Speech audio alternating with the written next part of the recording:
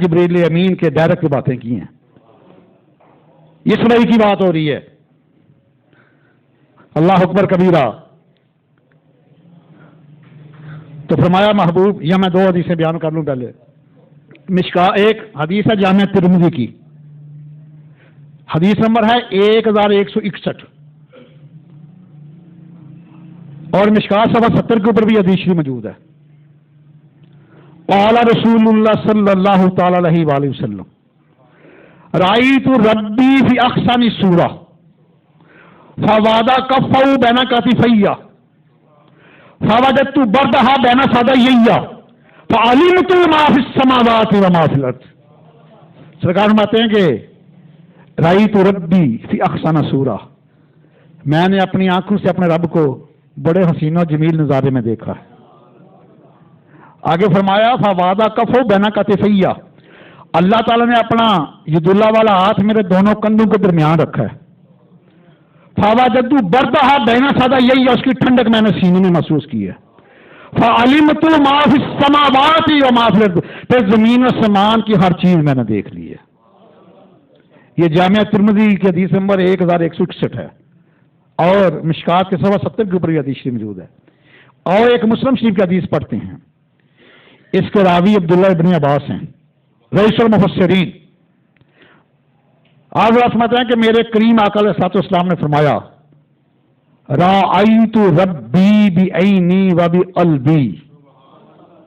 یہ ہے علم مصطفیٰ، یہ ہے علم نبوت. اگر سرکار صرف یہ فرماتے ہیں کہ رأیت ربی بعینی، انہوں نے کہنا کہ انہوں نے دل کی آنکھوں سے دیکھا ہے، سر کی آنکھوں سے نہیں دیکھا. سرکار نے واضح فرمایا رأیت ربی بعینی وبقلبی، میں نے اپنے رب تعالیٰ کو سر کی آنکھوں سے بھی دیکھا ہے اور دل کی آنکھوں سے بھی دیکھا ہے. جو واو ہے نا عربی میں، اس کے 2 ہی معنی ہیں.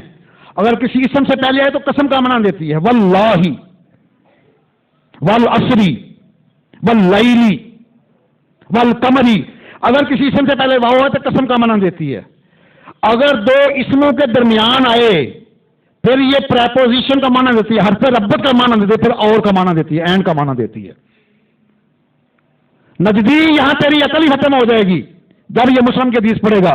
رأیت ربی بعینی وبقلبی، یہاں واو واضح تو فرما رہی ہے کہ صاحب میں رحمت ہے کہ میں نے اپنے رب تعالیٰ کو سر کی آنکھوں سے بھی دیکھا اور دل کی آنکھوں سے بھی دیکھا.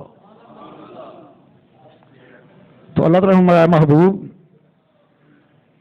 دوست کے پاس آتا ہے، محبوب محب کے پاس آتا ہے، یار کے پاس آتا ہے، کچھ لے کے آتا ہے. فرمایا محبوب آپ کیا لے کر آئے ہو؟ عرض کیا یا رب کریم ایک نہیں، میں 3 تحفے لے کر آیا ہوں.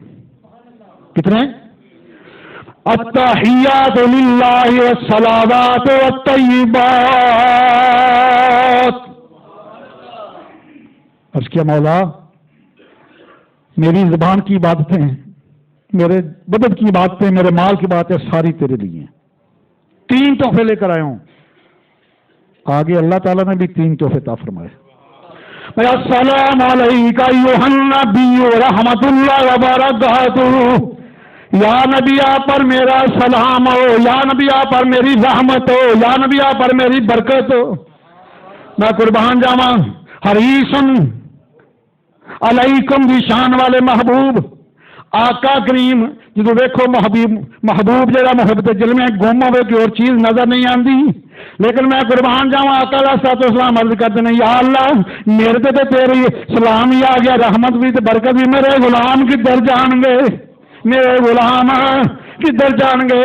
تو نالے آقا علیہ السلام عرض کرتے ہیں یا اللہ صرف میرے تے نہیں، السلام علینا وعلی عباد اللہ الصالحین. اتحیات پڑھ سارا مسئلہ حل ہو جائے گا.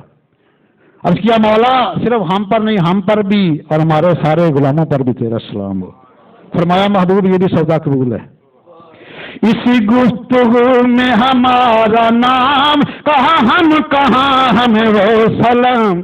میرے آقا ہم کو نہ بھول تب سرے حشر معافی انہی کا کام. بلغل غلاب کمال ہی تجاب جمال ہی حسنت جمیع خصال ہی صلو علیہ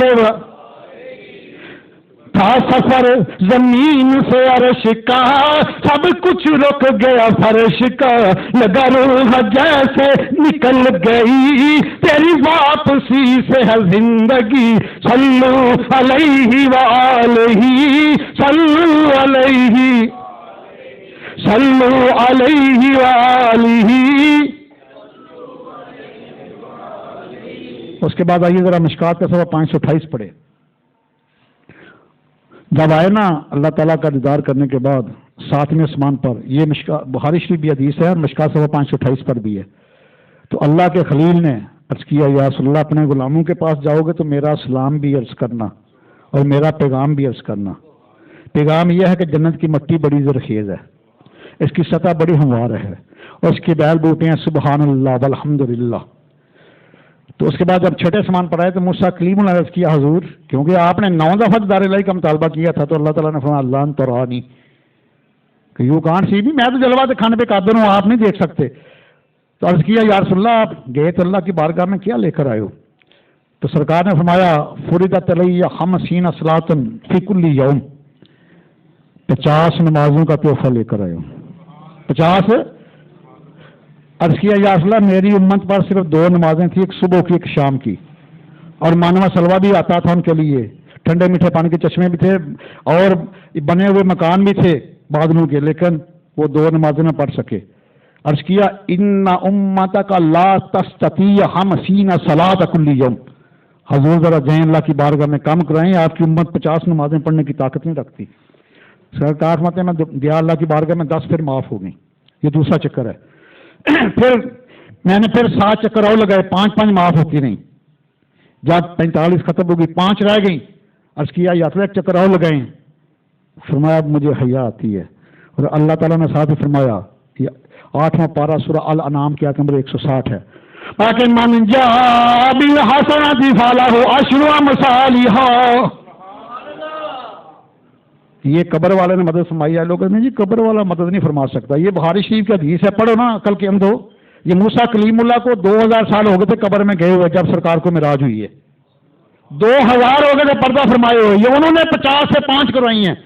اگر تم منکر اور قبر والوں کی لازم تو 50 پڑھا کرو، پھر 5 کیوں پڑھتے ہو؟ اور ساتھ اللہ تعالیٰ فرمایا محبوب یہ موسیٰ کلیم اللہ نے آرزو کی تھی اور آپ آئے ہیں تو چلو اب پڑھیں گے 5، لیکن میرا تیرا وعدہ ثواب میں 50 کے دوں گا۔ یہ 8واں پارہ سورہ نام کیا تھا نمبر 160 ہے، من جاء بالحسنۃ فلہ عشر امثالھا، 1 پڑھو گے تو 10 کا ثواب اور 5 پڑھو گے تو 50 کا ثواب۔ یہاں پھر اصل بات ہے کہ ان کی جو رگ نفاق ہے وہ پھڑکتی رہتی ہے، کیوں ایسا جو ہنڈیا کے اندر وہی باہر آتا ہے، ان کے اندر جو بغض ہے کفر و شرک ہے وہی آتا ہے ان کی زبان پہ۔ کہتے نہیں جی معاذ اللہ، اگر نبی غیب داں تھے، نبی کو غیب تھا تو انہوں نے 50 نمازیں کیوں لی؟ میں نے کہا کاش تم میں کوئی عقل کی رتی ہوتی، یہ تمہارا اعتراض مصطفیٰ کریم کے اوپر نہیں اللہ تعالیٰ کی ذات کے اوپر ہے۔ میں اللہ تعالیٰ کو مانتے نا علیم بذات صدور ہے، سینوں کے رازوں کو جاننے والی ذات ہے، تو اللہ تعالیٰ کو پتا تھا 5 کرنی ہے تو اللہ نے 50 کیوں دی؟ اس کا جواب دو۔ میں تم تو قیامت تک نہیں دے سکوں، لیکن میں تمہیں اس کا 2 جواب دے دیتا ہوں۔ پہلی بات تو یہ ہے کہ موسیٰ نبی علیہ السلام نے 9 چکر لگائے ہیں، 10 نہیں لگائے، 8 نہیں لگائے، 11 نہیں لگائے۔ پہلے چکر میں 50 نمازیں، دوسرے میں 40 رہ گئیں، پھر 7 چکر لگائے تو 5 گئی، 35 پھر ختم ہو گئی، 5 رہ گئیں۔ تو اس لیے کہ موسیٰ کلیم اللہ نے اللہ تعالیٰ کی بارگاہ میں 9 دفعہ سوال کیا تھا ربی آرینی انظر الیک، یا اللہ مجھے دیدار کرا میں تمہیں دیکھنا چاہتا ہوں، 9 دفعہ اٹھاؤ قرآن مقدس۔ تو 9 دفعہ اللہ تعالیٰ نے یہی جواب دیا تھا لن ترانی، میں تو جلوہ دکھانے پہ قادر ہوں لیکن تیری آنکھیں مجھے نہیں دے سکتی۔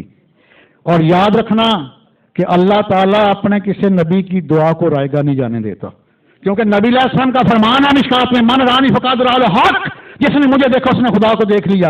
اس میں راز یہ تھا 50 سے 5 کرنے کا کہ موسیٰ کلیم اللہ تو مجھے تو نہیں دیکھ سکا، نہ دیکھ سکتا ہے، جو مجھے دیکھ کے جا رہا تو اس کو دیکھ لے۔ تو 9 دفعہ تو نے میرے ساتھ مطالبہ کیا دیدار کا، تو 9 دفعہ جو مجھے دیکھ کے جا رہا 9 دفعہ اس کو دیکھو، تیری دعا بھی پوری ہو جائے گی۔ کیونکہ جنہ اکھیاں نے دل بر ڈٹھا، اکھیاں دنیا تک لیا تو ملیا تے ساجن ملے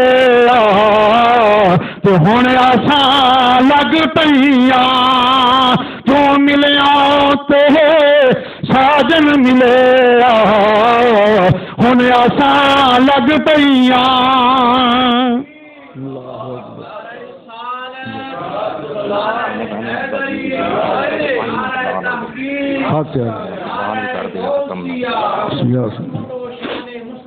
زندہ باد.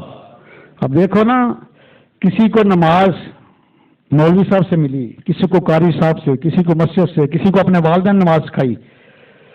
جس کو یہاں نماز مل جائے پھر پڑھے وہ امتی ہے.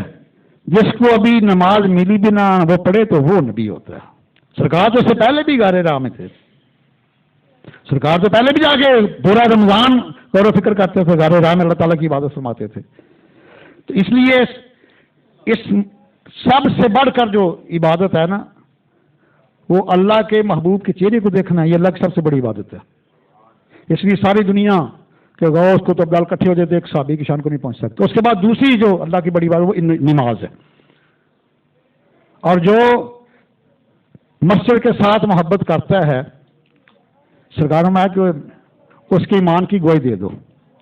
اور آج جمعے کے بعد ختم بھی ہے. اس مسجد کے سرپرست اللہ جو 28-29 سال میرے ساتھ رہے ہیں, میری مراج حاجی محمد انور مرحومہ مغفور, اور ان کا سالانہ ختم بھی ہے جمعے کے بعد انشاءاللہ 3 بجے شروع ہو جائے گا. تو ان کی یہ میں نے دیکھی ہے بیماری کی حالت میں بھی سامنے آ کے تشریف رکھ بقاعدگی کے ساتھ پورا خطبہ سننا جمعے کا. اور بعض کا ایسے ہوتا ہے مجھ سے پہلے بیٹھ, کیونکہ میں ڈبل جمعہ پڑھاتا تھا پہلے کسی مسجد میں پھر ہی جاتا, بعض کا ایسا ہوتا ہے مجھ سے بھی پہلے آ کے بیٹھے ہوتے تھے. اور تقریباً 29 سال یہ مسجد کی ڈیوٹی دی ہے. یہ کوئی معمولی کام نہیں ہے. ایک دفعہ پیر بن رضوی صاحب رحمۃ اللہ یہاں آئے, ان سے یہ جگہ لی, اس وقت وزیر اوقاف تھے. ایک دفعہ میں جو صاحب اسی وزیر آباد سلیمان مفتی تھا جیسے سٹی پارک میں, اس سے یہ 3 جو صفوں کی جگہ لی. اس کے بعد باہر والی جگہ پھر چور صاحب نے جب مسلم سے گوندل وغیرہ ان کو 41 ملے شیخ ریاض چیف جسٹس تھا لاہور ہائی کورٹ کا, اس کی طرف سے اس چور صاحب کہتے ہیں یہ اپنے کی ڈنڈے ہاتھ مار دے تو اللہ تو گھر واسطے سوچے دے. ان کا ٹھیک ہے. یہ باہر والی جو جگہ پھر انہوں نے اس وقت دی. تو آج ان کا سالانہ ختم اس میں بھی شرکت کرنا, کیونکہ یہ سرکار کا بڑا پیارا فرمان نشان ہے کہ جس کو مسجد کے ساتھ محبت کرتا دیکھ لو اس کے ایمان کی گواہی دے دو, اس کے ایمان کی گواہی دے دو. تو یہ سامعین شام یہ نماز جو ہے, باقی تمام عبادت جو ہیں وہ فرش پہ فرض ہوئی ہیں, لیکن یہ عرش پہ فرض ہوئی ہے. یہ عرش پہ فرض ہوئی ہے اور یہ تحفہ ہے. اللہ تعالیٰ نے اپنے پاس بلایا, دیدار کرایا اور یہ عظیم تحفہ دیا. اور جو تحفے کی قدر نہیں نہ کرتا تو تحفہ دینے والا اس سے ناراض ہوتا ہے. یہ دنیا کا بھی اصول ہے نا. آپ کا کوئی آپ کا ماموں ہے, بھائی ہے, باپ ہے, چچا ہے, باہر سے کوئی چیز بیچتا ہے, کوئی موبائل بیچتا ہے, یا چیز آپ کو اس کی کیئر نہیں کرتے, اس سے تکلیف ہوگی, وہ ناراض ہوگا. تو یہ اللہ تعالیٰ نے نماز کا تحفہ معراج کی رات کو دیا ہے. تو اس کے لیے وضو بھی شرط ہے. آج وضو کے 4 فرض بھی سن لو, اکثر لوگ اس میں غلطی کر جاتے ہیں.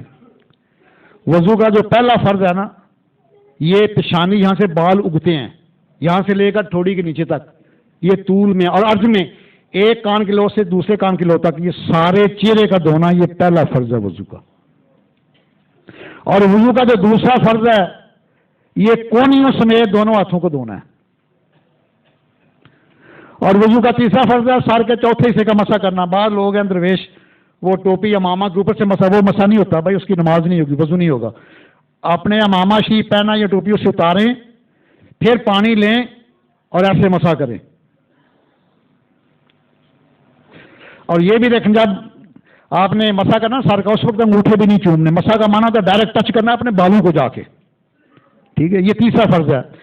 اور سارے سر کا مسح کرنا یہ سنت ہے, یہ بھی ذہن میں رکھ لو. 14 سنتے ہیں, یہ وہ بھی انشاءاللہ اگلے جمعے بیان کریں گے, لیکن آج وقت قلیل ہے. 4 فرض.